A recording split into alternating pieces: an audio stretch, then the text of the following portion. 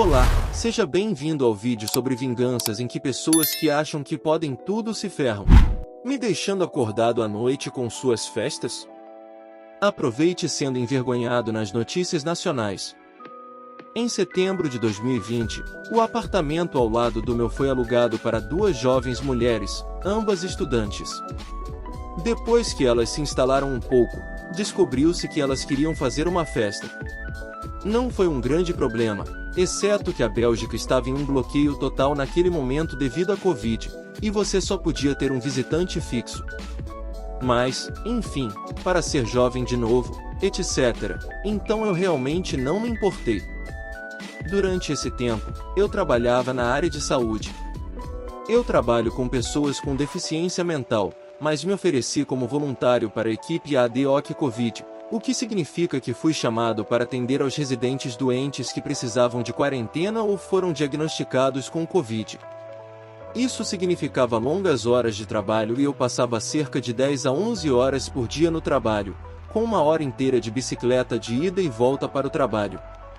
Não precisa nem dizer que eu estava bem cansado o tempo todo.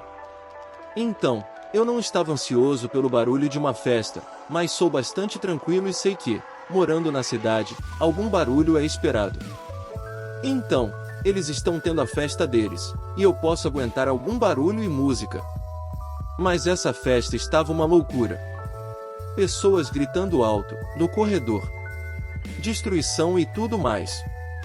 Por volta das 4 da manhã, me apresentei aos vizinhos e perguntei quando poderiam esperar que sua companhia, mais 20 pessoas, saísse.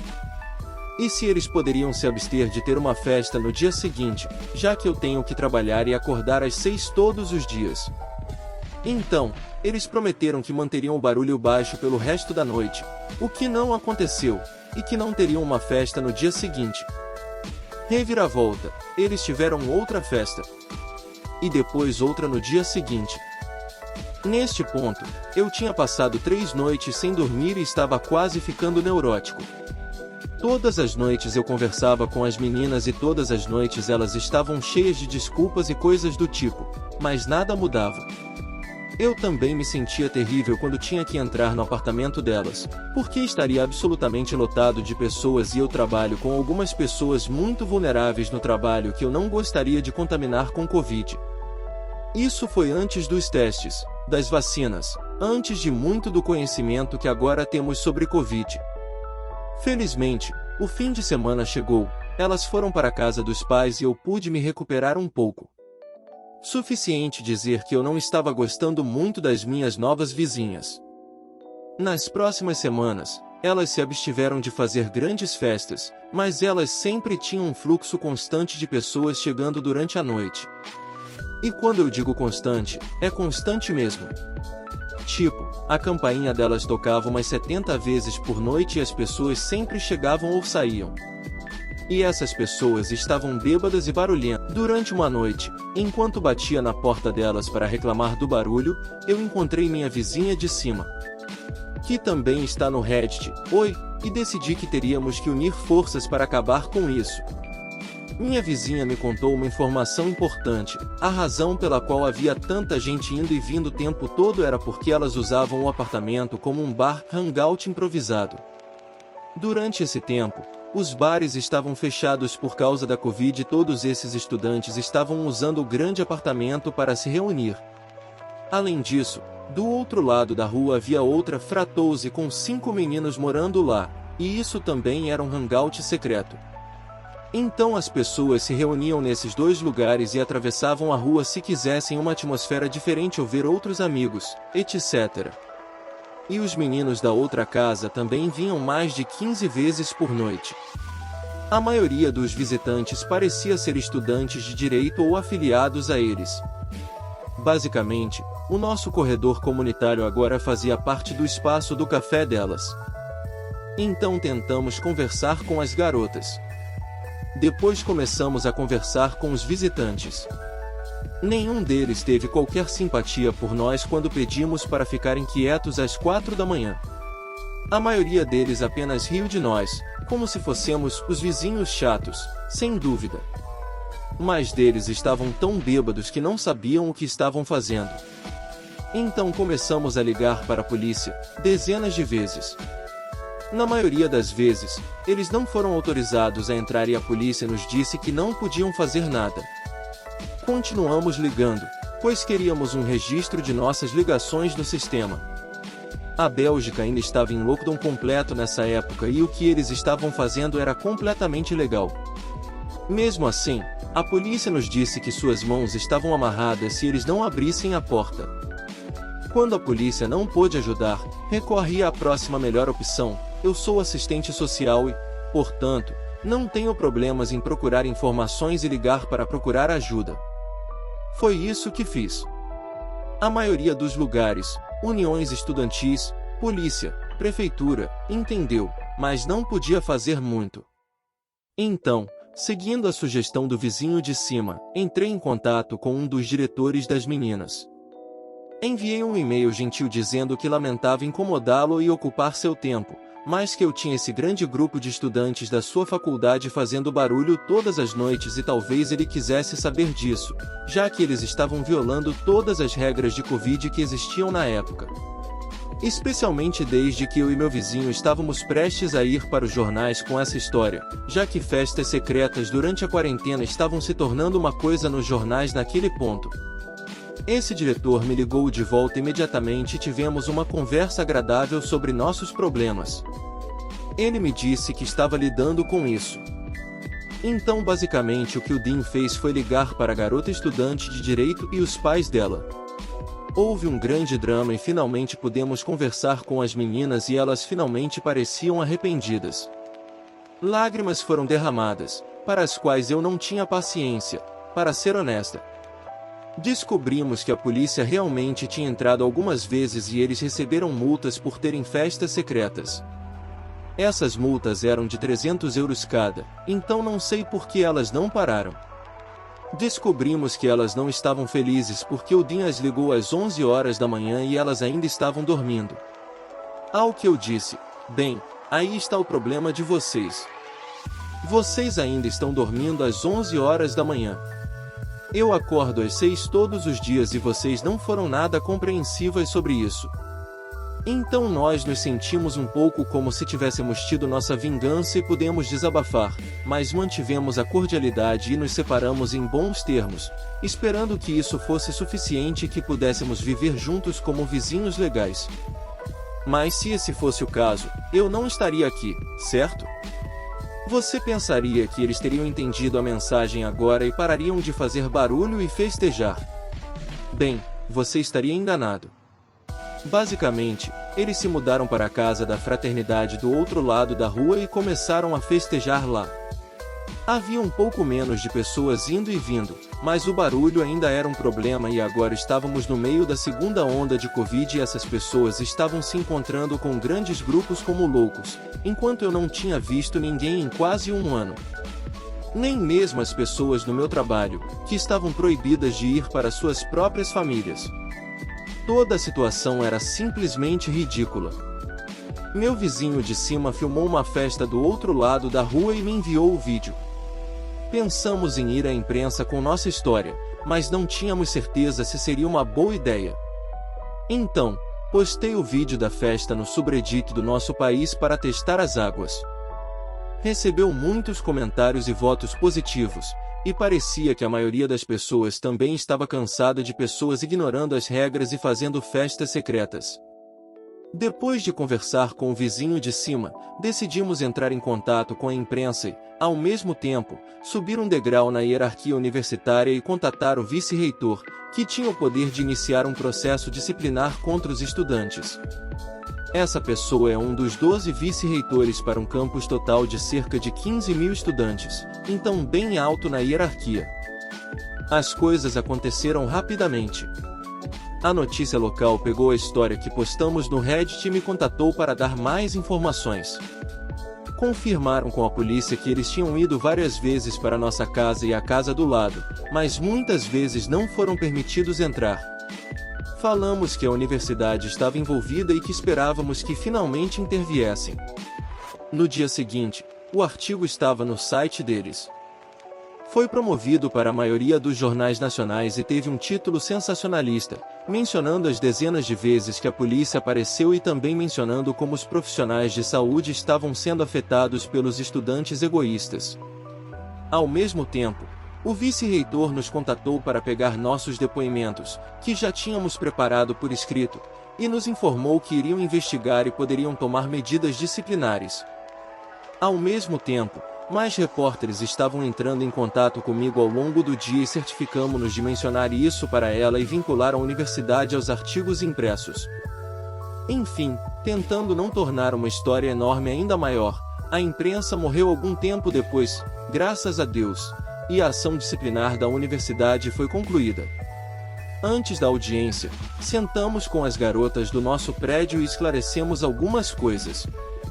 Queríamos viver como pessoas normais juntas e tentamos fazer as pazes. Porque falamos bem delas, elas tiveram a punição mais leve, 40 horas de serviço comunitário e algum período de prova. Os caras do prédio do outro lado da rua pegaram 80 horas cada um e cada um teve que nos escrever uma carta de desculpas, o que eu gostei muito de ler toda vez que recebia uma. A parte triste é que a maioria deles parecia apenas jovens idiotas, mas isso foi após terem sido expostos na notícia e terem sido parte de uma ação disciplinar. Mas nunca quisemos que as coisas escalassem tanto.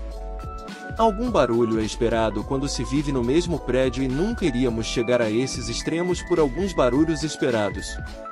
Mas essas pessoas foram aos extremos e, portanto, fomos forçados a fazer o mesmo. Pelo resto do ano, uma simples mensagem no WhatsApp foi suficiente para silenciar qualquer barulho que tivéssemos vindo de seu apartamento. Se algo, espero que tenham aprendido que até mesmo pessoas muito educadas e tranquilas podem ficar muito chateadas quando apresentadas com privação de sono e ruído excessivo. Ajude meu colega de quarto a nos roubar e nos deixar sem teto? Tchau, tchau. Trabalho de oficial do Exército. Depois que meu filho nasceu e minha esposa quase morreu devido a embolias pulmonares causadas por lúpus não diagnosticado que estava destruindo seus pulmões, finalmente conseguimos fazer nossa primeira viagem em família quando a saúde dela melhorou. Para contextualizar, tivemos que arrumar um companheiro de quarto para ajudar com as contas durante esse período e um amigo de longa data ficou feliz em ajudar e obter um lugar razoável para ficar. Agora, é aqui que Armiliar entra. Eu conhecia esse cara há quase 2 décadas, passei verões inteiros na casa da família dele e até morei com ele em várias ocasiões. Eu realmente o considerava como meu irmão, aquele tipo de coisa de chorar nos braços um do outro. Mas como as pessoas burras fazem, ele desenvolveu um enorme ego depois que seus pais pagaram sua educação na Colorado State University Pueblo. Ele começou a se juntar com os gigachads, e de repente só falava de política conservadora e mentia para conseguir entrar no programa de treinamento de oficiais da reserva do Exército na faculdade. Isso é importante para mais tarde, malhando na faculdade com seus amigos e geralmente acima de se misturar com pessoas que não poderiam ter um paraquedas dourado de seus pais. Então, o Armiliar se forma, é comissionado como oficial e é um choque quando ele quer ir fazer trilhas e participar de coisas aventureiras e selvagens da juventude universitária. Meu colega de quarto se junta a ele através das maravilhas da internet. Tivemos um ótimo tempo. Eu consegui desestressar de quase perder minha esposa e das dificuldades de ser um novo pai. Agora, voltando para as férias, nós visitamos a família em Oklahoma. Eu não via minha família há muito tempo e foi muito legal. Quando chegamos em casa, metade da casa estava vazia. Havia uma nota do meu colega de quarto dizendo que o Armiliar o ajudou a mover todas as suas coisas e boa sorte. Compreensivelmente, foi um péssimo acontecimento. Qualquer pai lhe dirá que não se pode simplesmente colocar um estranho no quarto vago devido a preocupações com a confiança e a presença de um bebê. Neste ponto, eu estava em pânico. Um monte das nossas coisas havia desaparecido. Nossos documentos de casamento, certidões de nascimento, contrato de locação, 3DS da minha esposa e muito mais, tudo sumiu.